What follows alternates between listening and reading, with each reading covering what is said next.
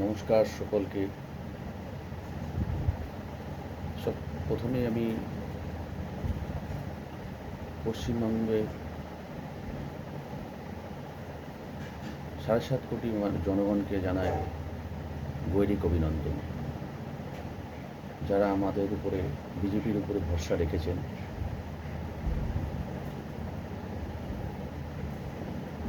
আমরা জিতেছি, ঠিক আছে, এই আনন্দ আমরা সত্যি ধরে রাখতে পারছি না। আজ যদি তৃণমূল জিততো এই জায়গায়, আজ কি হতো সেটা আপনারা সবাই ভালো করে বুঝতে পারছেন। রক্তগঙ্গা বয়ে যেত। কিন্তু বিজেপি ধ্বংসাত্মক রাজনীতি করে না। বিজেপি সবসময় শান্তির বার্তা দেয়। বিজেপি সাম্প্রদায়িক নয়। সাম্প্রদায়িক যদি কয় সেটা মমতা ব্যানার্জি।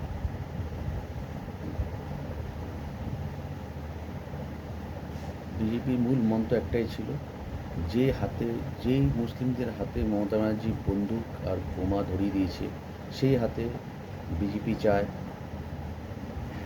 কলম এবং পুস্তক তুলে দিতে। এটা যদি সাম্প্রদায়িক বলা হয় তাহলে আমরা সাম্প্রদায়িক। আমরা মুসলিমদেরকে শিক্ষিত করে তুলতে চাই, এটা আমাদের মূল মন্ত্র। এবার আসছে আসল কথা। জিতেছি বলে এটা নয় যে, এটা ভাববেন না মমতা ব্যানার্জি চুপ করে থাকবে এবং মুসলিমরা চুপ করে থাকবে। মমতা ব্যানার্জি জীবনে কোনো দিন গণতান্ত্রিকভাবে গণতন্ত্রকে রক্ষার জন্য পার্টি করেন। তার আন্দোলন সবসময়ই ছিল ধ্বংসাত্মক রাজনীতির। সুতরাং এখন আমাদেরকে আরও চোখ কান খোলা রাখতে হবে। মমতা ব্যানার্জির মনের ইচ্ছা ছিল যে এইবারে জিতলে পরে হয়তো পশ্চিমবাংলাটাকে বাংলাদেশের সাথে মিলিয়ে দেবে, এরকম চিন্তাভাবনা ছিল।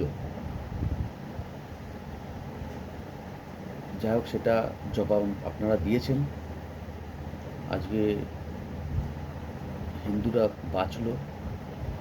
শুধু হিন্দু না, যারা রাষ্ট্রবাদী মুসলিম তারাও হাঁপ ছেড়ে বাঁচল। আমরা সবসময় বলি, আমরা রাষ্ট্রবাদী মুসলিমরা আমাদের শত্রু নয়, আমাদের শত্রু বাইরের অনুপ্রবেশকারী, বাংলাদেশি, রোহিঙ্গা, এদের জন্য আমরা আমাদের যারা মুসলিম রাষ্ট্রবাদী মুসলিম আছে, আমরা আছি, আমাদের চাকরি বাকরি কর্মসংস্থান এরাই খেয়ে নিয়েছিল।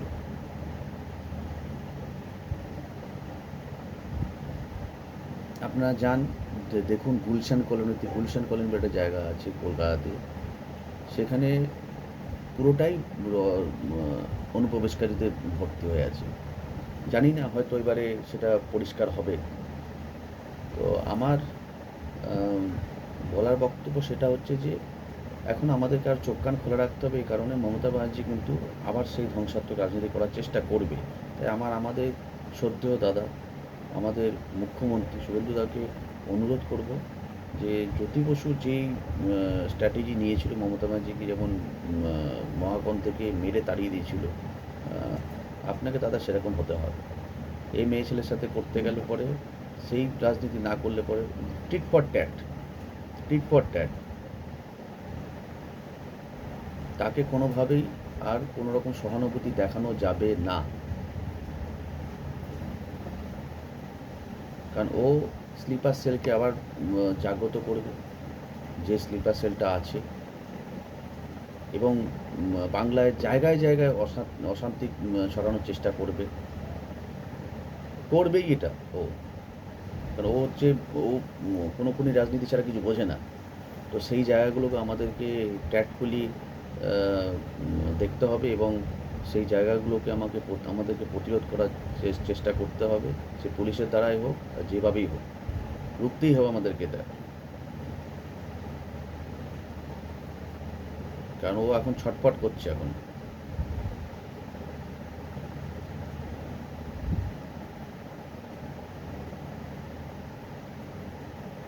দ্বিতীয়ত হচ্ছে, দাদা আপনার কাছে একটাই অনুরোধ, সুপ্রতিম সরকার, ইন্দ্রাণী সরকার, এরকম একটা কিছু নাম আছে, আইপিএস অফিসার ম্যাডাম, ঠিক নামটা মনে করতে পারছি না। মনোজ ভার্মা আর বিনীত গোয়েল, এই চারজনকে যদি ইমিডিয়েটলি কম্পালসারি ওয়েটিংয়ে পাঠান, আমার মনে হয় রাজ্যবাসী খুব খুশি হবে। বিনীত গোয়েল তো সব থেকে আগে, এবং সাথে সাথে আমাদের আরজি করের অভয়া বন্টির ফাইলটাকে আবার খোলার চেষ্টা করুন এবং এইটার পরিসমাপ্তি আগে করুন। বাংলার জনগণ সেদিকে তাকিয়ে আছে।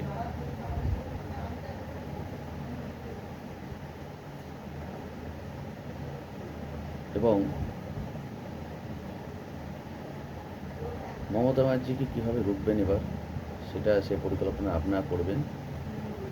তবে এটুকু আমি বলতে পারি, ও কিন্তু আবার চেষ্টা করবে ধ্বংসাত্মক রাজনীতি করার, আবার বন্ধ করার চেষ্টা করবে। আর কোনো বন্ধ হবে না পশ্চিমবাংলায়।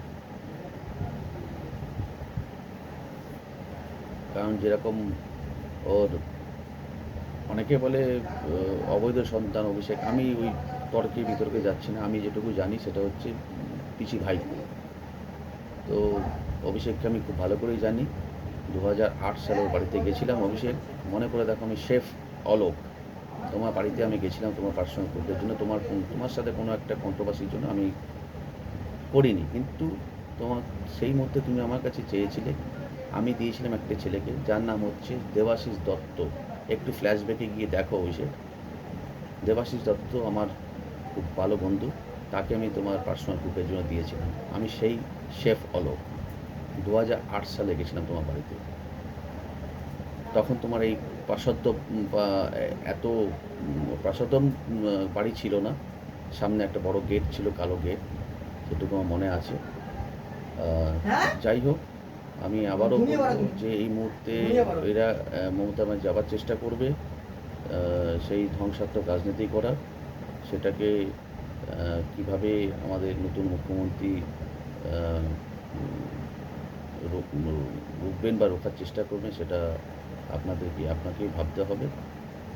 আর বাকি রইল যেগুলো প্রতিশ্রুতি দেওয়া হয়েছিল বিজেপির তরফ থেকে, আশা করি সেগুলো নিশ্চয়ই প্রত্যেকেই পাবেন।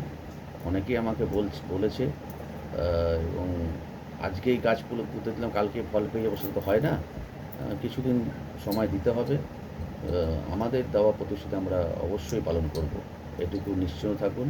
এটা ক্লাব পার্টি বা পরিবারতন্ত্র তৃণমূল নয়, এটা বিজেপি একটা সংগঠিত দল।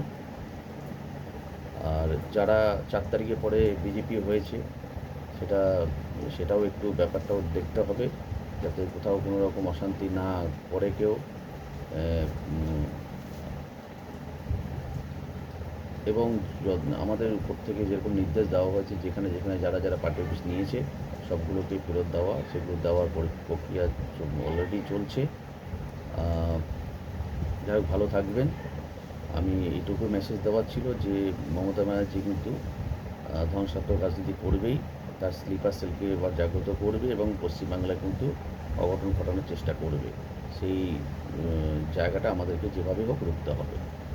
এইটুকুই আমার বক্তব্য ছিল। জয় শ্রীরাম, বন্দে মাতরম। ভালো থাকবে।